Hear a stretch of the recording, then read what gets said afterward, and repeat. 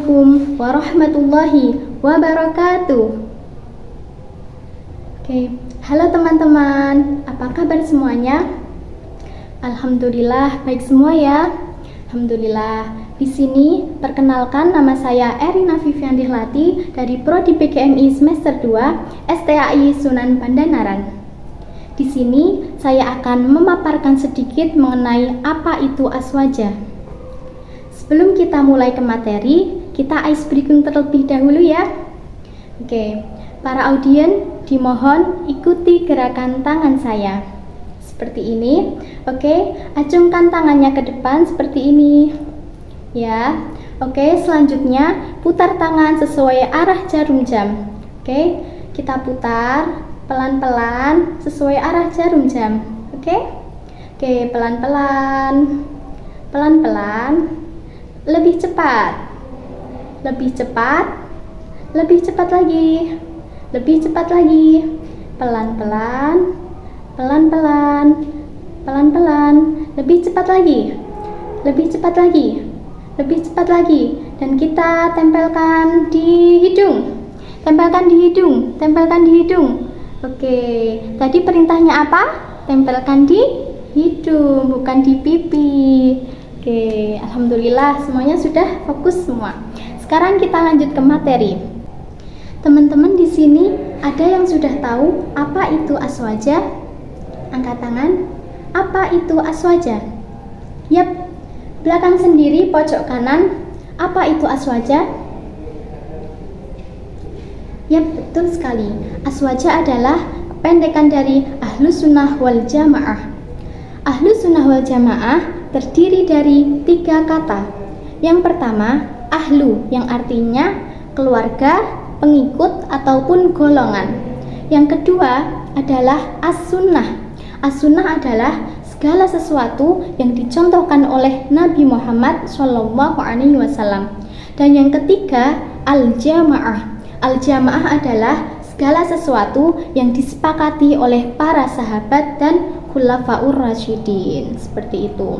Jadi, Ahlus Sunnah wal Jamaah adalah ajaran yang mana mengikuti segala sesuatu yang dicontohkan oleh Nabi Muhammad dan para sahabat. Dengan demikian, Islam Ahlus Sunnah wal Jamaah adalah umat Islam yang mengikuti ajaran-ajaran yang dicontohkan oleh Nabi Muhammad dan para sahabat. Sampai di sini paham? Oke, kita lanjut ke sejarah lahirnya Ahlus Sunnah wal Jamaah. Ahlus Sunnah wal Jamaah lahir pada tahun 3 Hijriah atau 661 Masehi melalui upaya Abu Hasan Ali al-Asy'ari. Abu Hasan Ali al-Asy'ari ini merupakan salah satu ulama Mu'tazilah. Beliau dikenal dengan sebutan Imam Asy'ari. Imam Asy'ari ini lahir di Basrah atau Irak pada tahun 260 Hijriah dan wafat pada tahun 324 Hijriah. Imam Abu Hasan al-Asy'ari ini merupakan salah satu ulama Mu'tazilah yang berguru pada ulama besar Mu'tazilah bernama Syekh Ali bin Muhammad bin Abdul Wahab al-Jabai. Namun beliau kemudian bertobat dan keluar dari Mu'tazilah. Imam Asy'ari keluar dari Mu'tazilah karena beliau merasa pada saat itu terjadi fitnah terhadap ajaran Islam. Beliau kemudian bertobat dan kembali kepada ajaran-ajaran yang diajarkan oleh Rasulullah dan Khulafaur Rasyidin.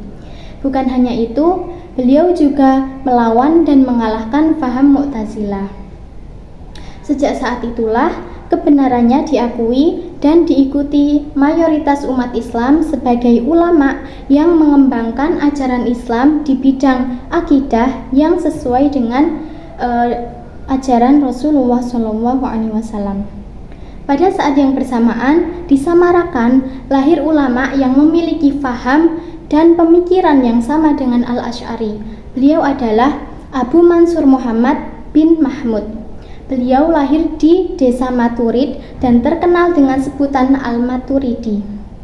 Beliau lahir di Uzbekistan pada tahun pertengahan tahun 3 Hijriah dan wafat pada tahun 333 Hijriah. Selanjutnya mengenai ajaran-ajaran Ahlus Sunnah wal Jamaah. Ajaran-ajaran Ahlus Sunnah wal Jamaah sangatlah banyak. Di antaranya, 1. Tentang keesaan Allah Subhanahu wa Ta'ala. Ulama-ulama Ahlus Sunnah wal Jamaah menegaskan bahwa Allah adalah Tuhan yang Maha Esa. Selain Allah adalah makhluk ciptaannya. Allah yang menilai semuanya, Allah yang mengetahui semuanya, Allah yang mengatur segalanya. Allah tidak butuh teman, tidak butuh anak, karena Allah bisa melakukannya sendiri. Yang kedua, tentang nama dan sifat Allah. Ulama Ahlus Sunnah wal Jamaah mengatakan bahwa nama-nama Allah ada 99 atau Asmaul Husna. Namun yang wajib kita ketahui ada 20 sifat wajib Allah, 20 sifat mustahil Allah, dan 1 sifat jaiz Allah. Yang ketiga, tentang Al-Quran sebagai firman Allah.